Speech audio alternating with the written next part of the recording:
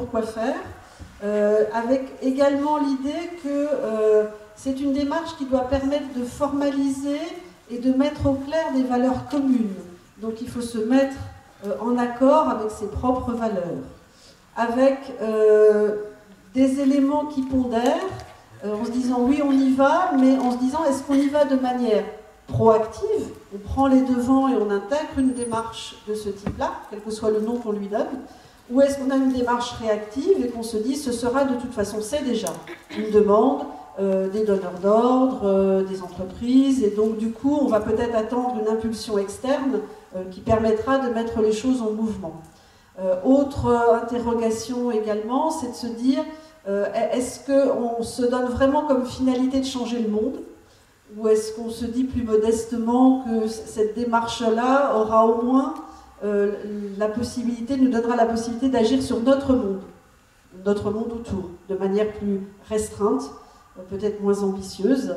Et puis derrière également, la mise en garde sur attention à la cohérence et à la congruence entre les valeurs affichées et la réalité des pratiques. Entre ce qui peut être nous, avec nos stagiaires, avec nos prestataires, avec les formateurs qu'on emploie, mais aussi les donneurs d'ordre. Attention effectivement à la cohérence et à la congruence des discours versus les réalités. Et puis quelques retours sur l'outil, avec dans l'idée qu'il peut être intéressant d'avoir un outil partagé si on veut faire valeur commune, si on veut faire société, d'avoir un outil simple qui évite effectivement de travailler sur des choses trop complexes. La norme ISO 26000 a été citée. Et derrière, néanmoins, cette interrogation sur est-ce qu'on est prêt à la coopération à l'intérieur de nos réseaux ou à l'extérieur de nos réseaux, et est-ce qu'on est toujours en accord avec les valeurs qu'on défend. Voilà. Oui, je peux peut-être prendre la suite parce que bon, il y a évidemment des réflexions similaires. On a, dans l'atelier, n'ont été cités quasiment que des avantages. En fait, pas d'inconvénients, sinon des points de vigilance. Donc, dans les avantages, évidemment, sont cités le fait qu'une démarche de ce type donne du sens à l'action. C'est une démarche collective qui est moins procédurale que d'autres, qui donne une liberté, qui a un effet miroir puissant sur comment on fait, comment on vit le travail et l'action au quotidien. Donc vraiment plutôt un regard très, très positif sur cette démarche, sur la RSE. Alors dans les points de vigilance, ah oui, peut-être on est vite passé sur l'utilisation. Certaines structures sont déjà parties dans l'action sans avoir de référence à une démarche développement durable ou RSE ou quoi que ce soit. Et là, les représentants de la structure disaient tiens, ça pourrait être une méthodologie, une démarche qui viendrait structurer notre action actuelle. Voilà. Et là, ça redonnerait du sens, effectivement. Les points de vigilance. Les points de vigilance, c'est sur la faisabilité. Est-ce que ce n'est pas trop colossal? Comment organiser les audits croisés qui ont été cités? Comment, avec qui?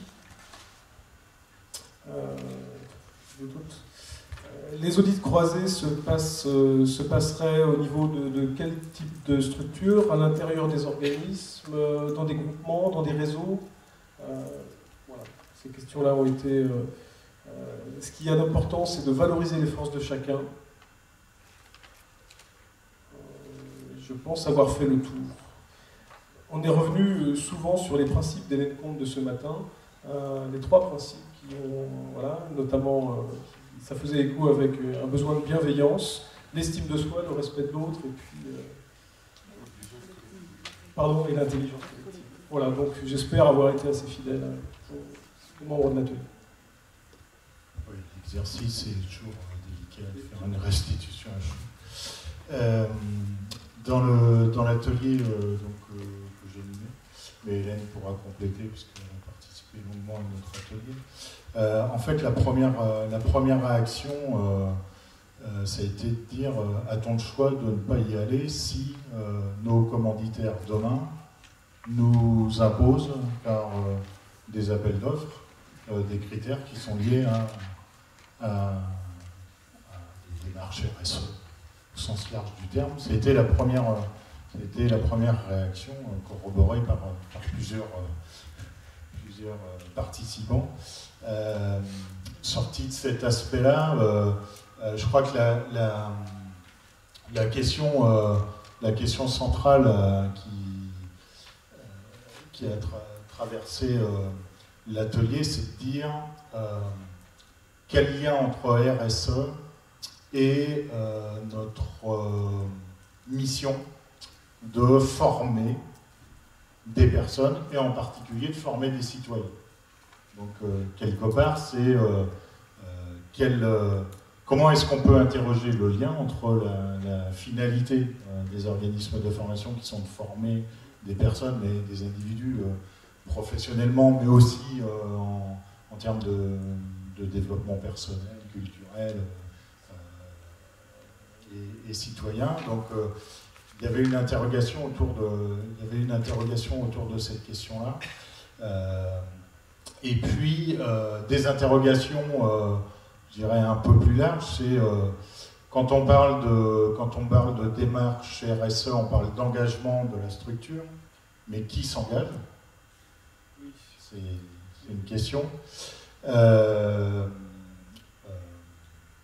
Voilà. Autre remarque aussi, c'est qu'il est apparu, en tout cas dans les propos de plusieurs interlocuteurs, plusieurs participants, que, en fait, si on regarde le monde de la formation, on est plutôt une somme d'individus, c'est-à-dire que les formateurs sont plutôt des individus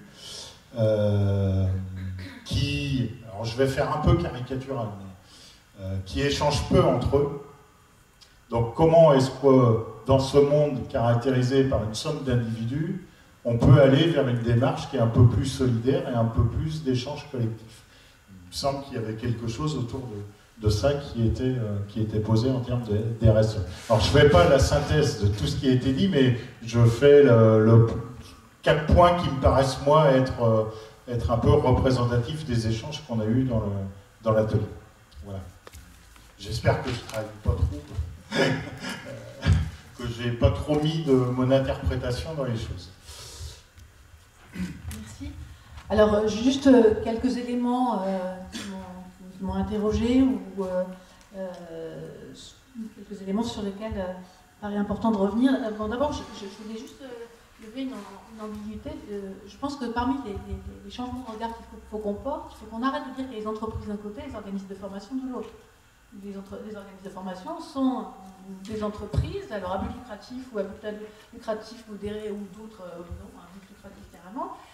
Donc, ça fait partie aussi du décloisonnement que d'arrêter de dire qu'il y a le monde des associations puis le monde des entreprises, comme si un statut mettait dans des cases. Ça me paraît important parce que ça a été dit tout à l'heure, je ne sais plus si c'est par André ou je ne sais plus. Bon, ça ne vous étonnera pas, je connaissais bien la démarche RSE, mais entre la posture de Fabienne Renaud et puis l'explication plus pratique, moi, il me semble que ça confirme quelques interrogations sur une approche cloisonnée, une approche qui n'interroge pas le modèle. Et d'ailleurs, André l'a bien dit, puisqu'on en a discuté souvent, et ça peut être une étape, pourquoi pas, mais encore, il faut le savoir. Moi, ce qui m'inquiète un peu plus dans la RSE, telle qu'elle est proposée là, c'est qu'en fait, et vous regarderez dans les rubriques, la notion d'action collective et de portage collectif n'existe pas vraiment. On est sur une approche descendante depuis la région, en l'occurrence, et dans une approche descendante au sein de l'organisation elle-même.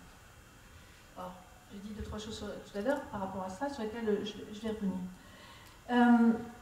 Alors, je pense que quand on veut rentrer dans ces démarches, alors peut-être que les questions à se poser, c'est est-ce que la démarche, on l'a fait pour qualifier l'activité, pour se justifier, non, ça a été dit notamment dans l'atelier dans lequel je suis, et où, parce que c'est pas forcément antinomique, mais et où pour transformer l'organisation d'une part et contribuer à la transformation de la société d'autre part.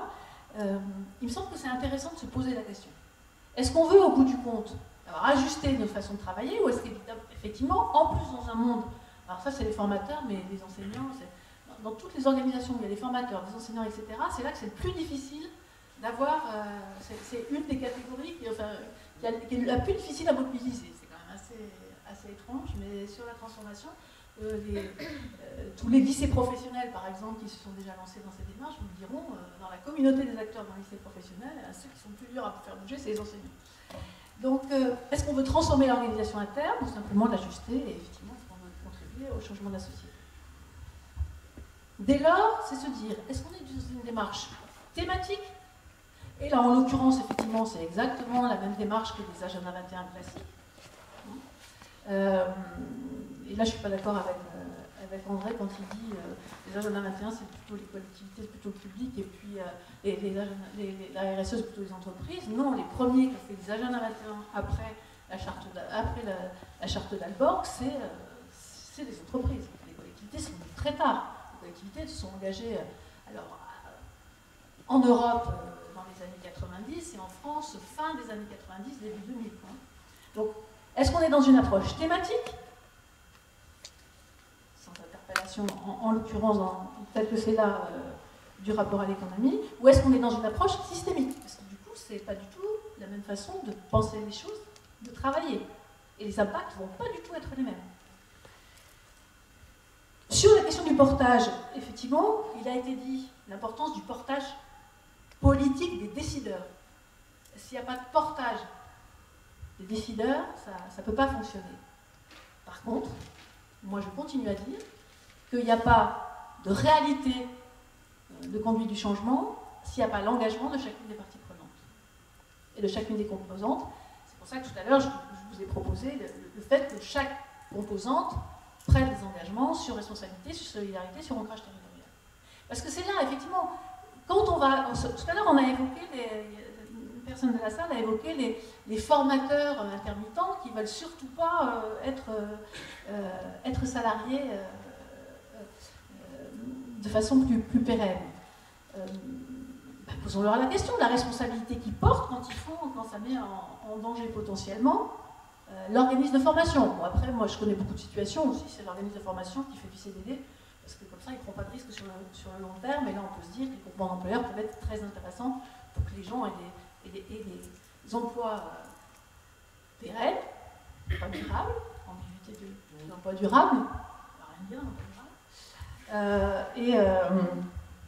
et puis tout en effectivement revenant régulièrement dans des organismes. Donc l'engagement de chacun, moi, me paraît vraiment important. C'est pour moi la garantie de la transformation et de la continuité. Parce que ça garantit aussi que si on change de décideur, il y a des choses qui roulent. Ou inversement, quand quelqu'un s'en va dans une équipe, il y a du portage. Donc puisqu'on a dit plusieurs fois qu'on est sur du travail de longue haleine, du travail évolutif, il faut qu'on ait la mémoire et il est dangereux, effectivement, de ne reposer l'engagement que de façon descendante. Moi, il me semble que l'action volontaire est plus efficace que la coercition et l'injonction. Alors oui, là, il y a une injonction du conseil régional. Ça ne vous empêche pas de prendre la main, de choisir ou pas le référentiel de la région, mais de toute façon, d'expliquer, d'illustrer comment vous travaillez à partir des clés d'entrée que vous aurez trouvées et qui viendra raisonner avec ce qu'ils demandent. Parce que, en même temps, la région, elle n'en est pas aujourd'hui à dire si vous ne répondez pas au référentiel, voilà. En plus, je disais à la région, vous connaissez le cloisonnement des collectivités, notamment de celle-là. Aujourd'hui, je vous disais qu'on est en train de travailler sur la question de l'économie partagée. Le fait qu'on intègre progressivement dans l'approche de la région l'économie partagée amènera forcément à interroger le référentiel RSE. Et aujourd'hui, le référentiel RSE ne se pose pas du tout la question, ne fait pas le lien. Donc, de toute façon, ça évoluera aussi à la région, mais ça, André l'a dit. Et puis la coercition, c'est pour moi le risque de l'uniformisation, je pense que je l'ai dit ce matin, c'est un grand risque de tuer la créativité.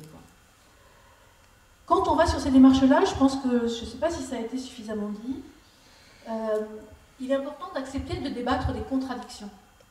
Parce qu'on va être pris régulièrement dans des contradictions.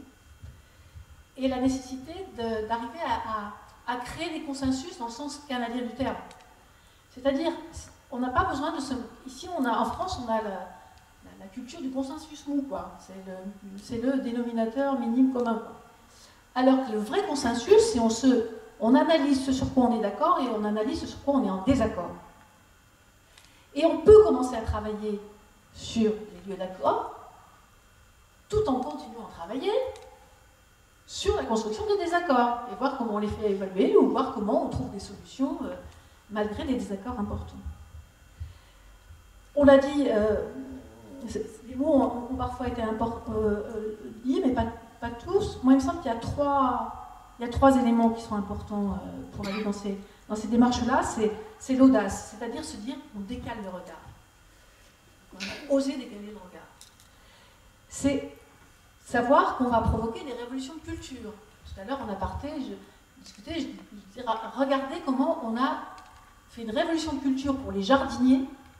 Le jour où les jardiniers de collectivité, les pépinières, on leur a dit tout d'un coup, vous arrêtez de travailler avec des phytosanitaires, alors que toute leur formation a été basée sur une pelouse bien taillée, sur pas un brin d'herbe qui dépasse, sur etc., etc. Et là, tout d'un coup, on leur dit, bah, la pelouse, vous la taillerez moins souvent, vous passerez moins souvent j'allais dire la gazonnière, mais comment on dit la tondeuse. Et puis, ben oui, il y aura des herbes folles, etc. C'était une révolution de culture, comme le jour où on a créé les SAMU, et on a demandé aux médecins de trier les blessés. Un médecin, ça soigne, qui que ce soit. Et ben, dans la médecine d'urgence, on trie les blessés pour s'occuper d'abord de ceux qui ont plus de chances de survie. Donc, il faut être prêt, et donc dans la formation, ça vous intéressera à la fois à l'interne et à la fois dans le contenu des formations, et quand on rentre sur des démarches vraiment de fond transformatrices, on crée des révolutions de culture. C'est aussi, moi je pense qu'il faut en finir, si on veut avancer dans ces domaines-là. Je parlais tout à l'heure d'un nouveau rapport à l'expertise. Alors je me suis amusée parce que sur le diaporama de la région, on parle des expertises. Il y a des experts savants, puis des experts de terrain. Ceux du terrain, ils ne sont pas savants, mais c'est pas grave. Mais dans le changement d'expertise, moi il me semble qu'il faut en finir avec la notion de travaux manuels. Merci. La notion de travaux, enfin de métier manuel et de métier intellectuel. Il y en a marre. Un ébéniste, un boulanger fait travailler sa tête autant qu'il fait travailler ses mains. Et pour faire une révolution de culture en France sur la valorisation des métiers, on a besoin de faire cette valorisation, cette remise en cause, et donc de reconnaître des expertises différentes, des expertises pratiques et des expertises intellectuelles aux uns et aux autres. Hein. Même si peut-être que celui qui est sur ordinateur toute la journée, il a moins d'expertise pratique, quoique il en a sans doute dans sa vie.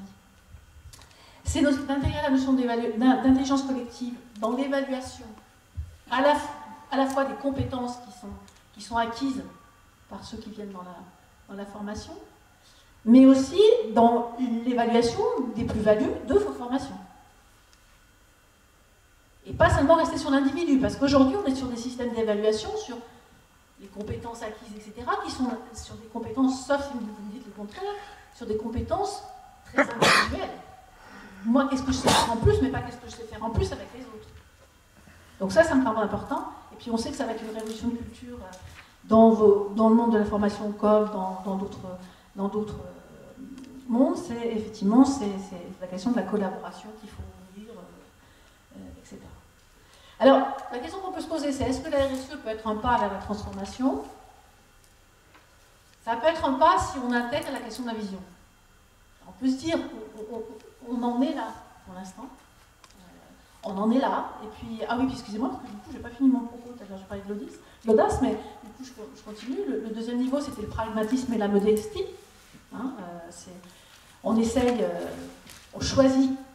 On a une vision, mais on choisit quelques actions illustratrices, et puis progressivement on avancera, on ne se noie pas dans les machines à gaz. Et puis, le troisième niveau qu'il faut, alors qui peut être lié à l'audace, mais qui est encore autre chose, je pense qu'il faut, dans le contexte actuel, justement, où il y a comme ça des prises de conscience, mais où on nous balance des trucs qu'il faudrait suivre, c'est la notion de résistance civique, et qui impose du coup la proposition citoyenne. Hein, à la législation, à la coercition. Je vais vous donner un exemple dans la protection de l'enfance.